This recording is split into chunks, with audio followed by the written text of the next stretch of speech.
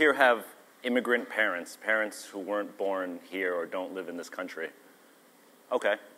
So a few of you can understand my predicament, where my parents were born in Hong Kong and China respectively. And when you have immigrant parents, you basically have two career choices in your life. You could either become a doctor or you could become a lawyer. That's pretty much it.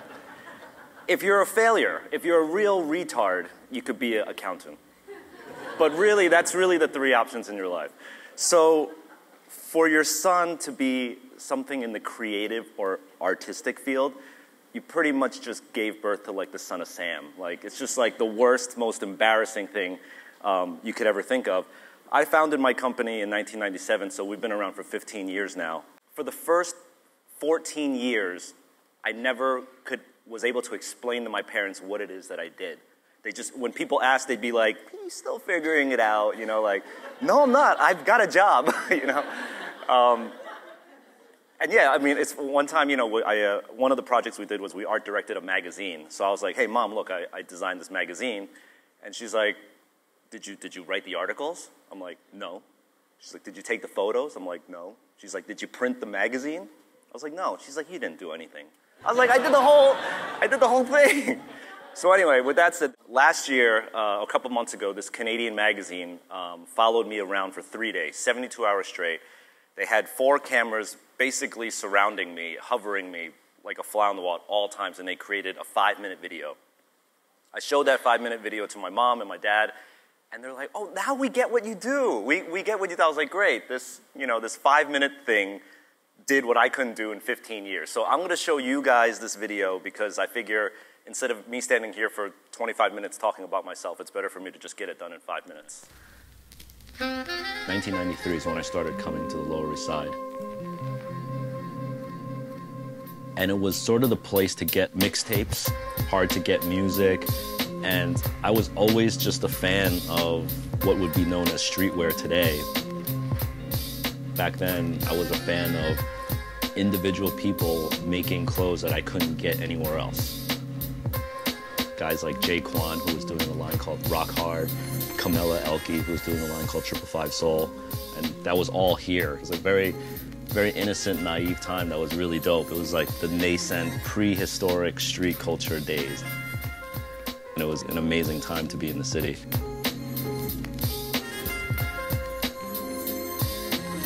Staple design is where I work. It's what I started. I started it in 1997, and I didn't know what I was doing back then. I didn't know what I was starting.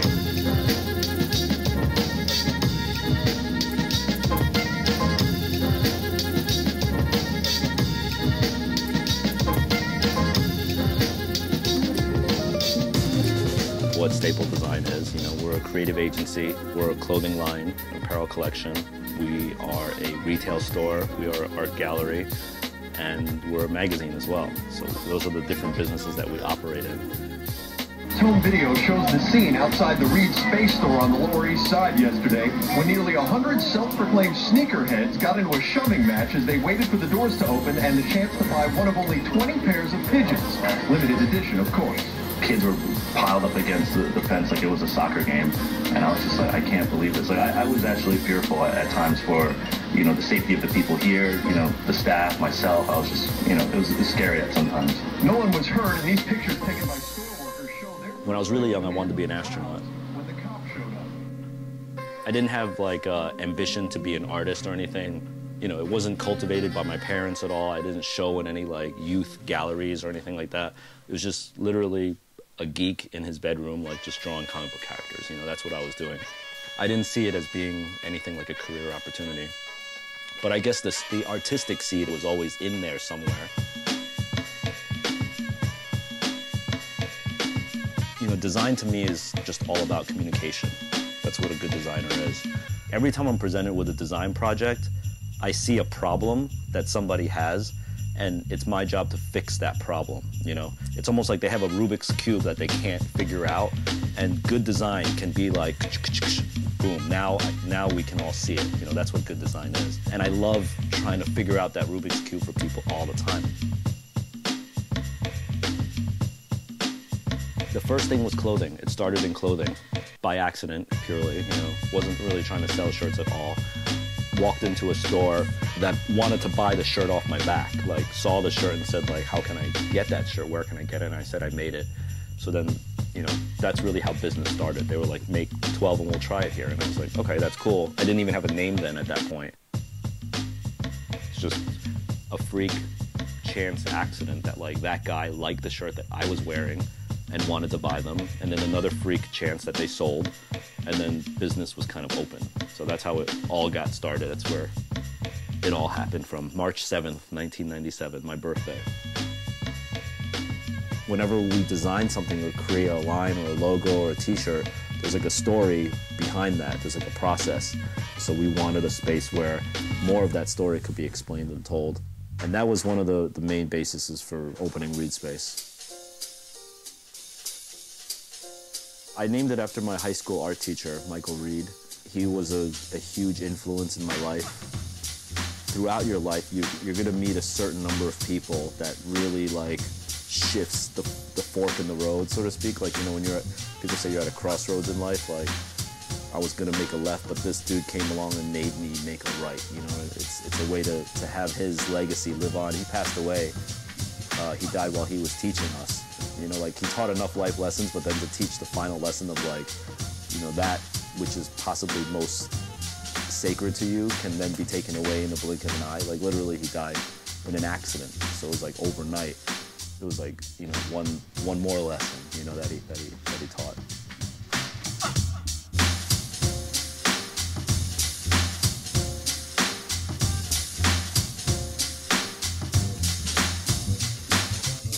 Reed Space is sort of secretly our ear to the street. It's one thing to be designing in a bubble and just being able to create great stuff, but then does it work for real? Like, in reality, does it work? Do the people like it? And Reed Space is our in-house incubation laboratory that we could just make something, put it right out in Reed Space, and like, nobody likes this. Oh, we fucked up, you know, like, that happens. And it's like our testing ground. People ask, like, how can you work so much? I actually dread falling asleep because it's those hours that I can't work on Staple or can't, you know, operate Staple. So it's like, I stay up as much as I can to continuously do it and then fall asleep, finally knock out, you know. Second I wake up, it's like I'm back right on it and I don't want to stop. Outside of just making cool t-shirts and highly sought after footwear, you know, that's fun and games, but like, I definitely don't want to go to the grave being like, you've made a great sneaker, Jeff. Like, what have you done? You know what I mean? Like, I tell you, if one kid is like, yo, I was headed for this direction in my life, but after I saw what you did, I decided to go this way, that's worth so much more than like an eBay hit or like, you know, like a highly sought after pair of sunglasses, you know.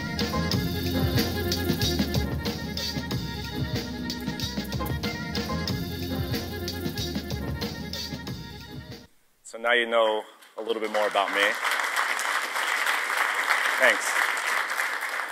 So I want to talk a little about success and failure, and I think in order to do that, you know, a lot of people ask me about success all the time and happiness, and I think in order to really talk about success, you first have to examine what failure is. And to start with that, I'm going to talk about entrepreneurship a little bit, and this stat actually came up a little bit in someone else's presentation, but new research from the US Bureau of Labor suggests that most American businesses fail in their first 2 years. If we look at this in data form, you'll see that starting first year with 100 businesses, you go out 1 year, you lose about 20, then you lose 30. By the time you get to year 4, you've lost over 50 businesses. And then if you extrapolate that out even further to 10 to 15 years, you'll see that by 15 years, there's really only about 20% of the companies left that actually started. So entrepreneurship, which a lot of people are really into, is a very, very difficult thing. So I don't know if that's really a barometer for success or happiness. But I've got friends who are self-started millionaires. They came from nothing. Like they created something out of nothing. They didn't have a silver spoon in their mouth. They're very, very hardworking people. They're now very successful millionaires. and they're not happy. They bitch all day. They talk about how they, have to work weekends, they have no life. And then I've got friends that work for their quote-unquote dream company. And you probably know these companies. I've got a job at blank, and I've got my job at blank. And it's like I've gone to school all my life to get a job at this company. And they hate their lives too. And then I've got a third group. I've got friends that don't do jack shit. And they hate their miserable lives too. Everyone just complains of their own lives and is envious of everyone else's life. So here's the takeaway. It all sucks. Everything sucks. Life sucks. So you know what? The secret is just do whatever makes you happy, because I guarantee you that no matter what you're doing, you're going to be bitching about it. So at the very least, you might as well be doing something that you love and that you wake up every day and you can't wait to do it, and you don't want to go to sleep at night because you don't want to stop doing it. Any other reason, you're going to hate it. I guarantee it. There's a saying, that saying, the grass is greener on the other side. It's so true. The grass is definitely greener on the other side, no matter where you are. My friends who own their own companies and entrepreneurs, they're like, man, I envy you. You get to clock out at 5 o'clock, go home. You could take care of your wife and kids. You don't have to think about work. You've got your weekends free. My friends who are sitting in the cubicle all day, they're like, wow, you get to make your own schedule, go on vacation whenever you want. And my friends that don't do jack shit, they're like, wow, you guys get paid money. It's so cool. Like, man, I wish I had that. So in all my travels, and I do a lot of these things, the number one most frequently asked question is, how do I become successful? And I think, to me, when I say successful, I also mean happiness. So when someone says, how do you become successful, the way I equate that is, how do you become happy? And I think, the internet, for all its grandiose things that it's done for us, and it really has, I think it really messed up some stuff for us, especially for young people. Because one of the things that the internet has done is it made people think that success happens overnight. They see these overnight success stories, and they think like, wow, the internet is now paving the road and leveling the playing field so that anyone can be successful. And I'm going to show you some case examples of this. Has anyone ever seen this video? Okay. This video is by an artist named Psy. He's a South Korean artist. When I made this slide, he was at 108 million. I think he's at like 200 million now, okay? He's the biggest song of the year. He just overtook Justin Bieber and Katy Perry for the song of the year on YouTube. First ever for a Korean artist. But Psy has been recording for 12 years. And this is his 6th album. But everyone's saying, ooh, overnight success, wow. Never heard of him before. But this dude's been grinding. He's been arrested twice in the last decade. He's not an overnight success by any means, but everyone thinks of it that way. Case study number 2 on overnight success. Who's played this game? Angry Birds. Everyone. Don't lie. So Angry Birds is made by a company called Rovio. Rovio has last year earned 74 million euro, the equivalent of about 100 million US dollars. And they've been downloaded over 1 billion times, this one app. Okay? Overnight success, right? Everyone in the app world and the tech world is trying to make that overnight gold mine, that Instagram, that like thing that, the beer thing where you drink the phone and then 99 cents, you do 1 million downloads or 1 billion downloads and you're a billionaire overnight. What they don't realize is that Rovio, this is their 34th attempt at a game. 33 failures before that. Maybe not failures, but not Angry Birds. And this game was 6 years in the making. But again, everyone is like, how do we make the next Angry Birds? How do we do that? So I think a lot of young people look at this now and they're like, this is something that we can do. The internet has allowed us this opportunity to become an overnight success. But in reality, success is really not like that. The problem is people think that success or happiness is like a flash of lightning. It's like a magic wand. Like, you will become successful. You will. You will not. You will not. You will. I'm sorry. No, nothing personal. But some people think that, And then when they're not successful, they hate. They're like, man, this dude sitting next to me, what has he done? Why is he successful? Why am I not? right? And then people start doing things like they go out and they network, right? They go out to the right parties, or they try to hang out with the right people. Why? Because they think that if they expose themselves more, they will get struck by the success lightning more likely. You know, maybe if I'm out there more and I get seen at the right parties and the right cocktail events, maybe I will become successful too. But the fact of the matter is, that is not how people become successful. And I want to show you another video of what is the secret to success. And it was made by the great people at Etsy.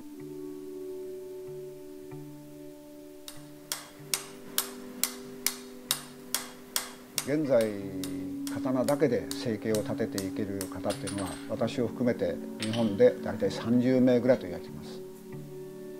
若い頃は刀が好きで作っていました。で年を重ねるごとにやはり日本人の美意識なり審美眼なり日本人の本質というものを次の世代に刀を通して伝えていこうと今思っています。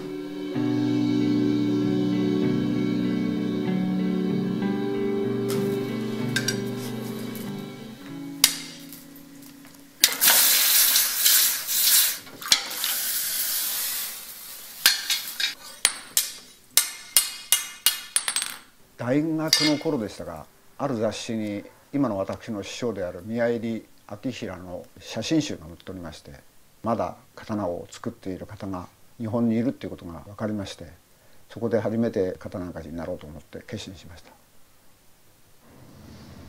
家族は反対しましたね。刀で生計が成り立つとは到底考えられないので、刀鍛冶になるんだったら、家出ていけと言われましたね。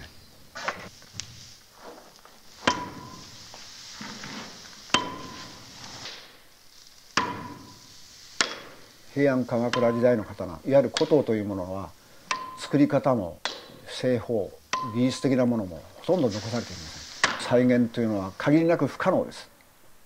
不可能ですけれども、そこに私を感動させるものがありますので、それを目指して40年やり続けてきて、やっとこの5、6年に古作に1歩か2歩近づけるような作品ができてきました。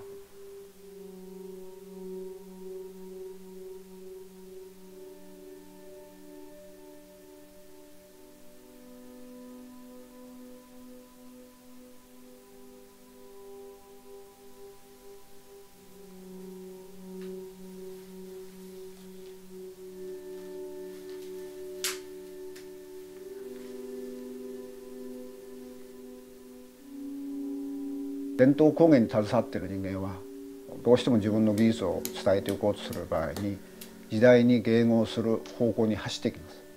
そうすることによって我々の持っている技術が少しずつ本質を外れていくんです。ですけれども本質を外してまで伝統文化を次の世界に伝えていくっていうことは意味のないことだと思います。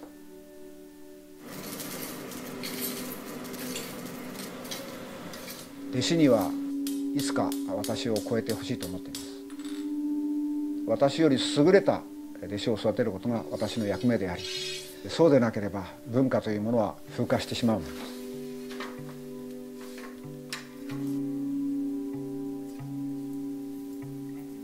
私が師匠から受け継いだのは技術だけではありません。師匠の刀に対する思いを受け継ぎました。私も弟子には私の刀の思いを伝えていきたいと思いますし、弟子も自分の刀に対する思いを次の世代に伝えていくものと思っています。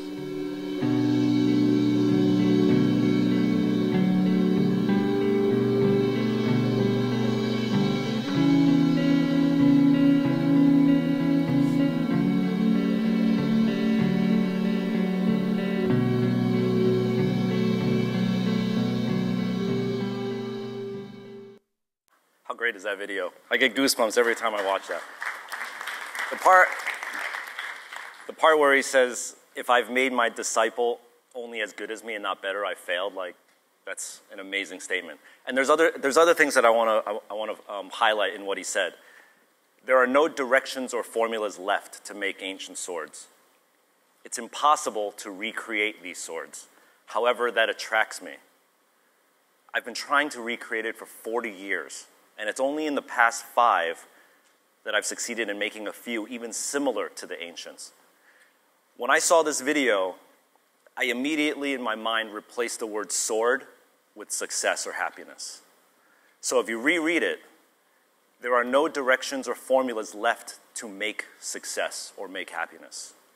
It's impossible to recreate what someone else has done. If you've seen someone else successful or someone else that's happy, you can't do what he did. Don't even try. However, that search and that passion should be the thing that attracts you. That's what should drive you forward. Because you could be doing that for 40 years for the rest of your life, and maybe, if you're lucky, you might get close to the way other people have tried to become happy. But it's not about the finish line of happiness. So what is happiness? His house is happiness. The success that he's built is in that house. It's in that oven that he has. It's in his tools, his steel.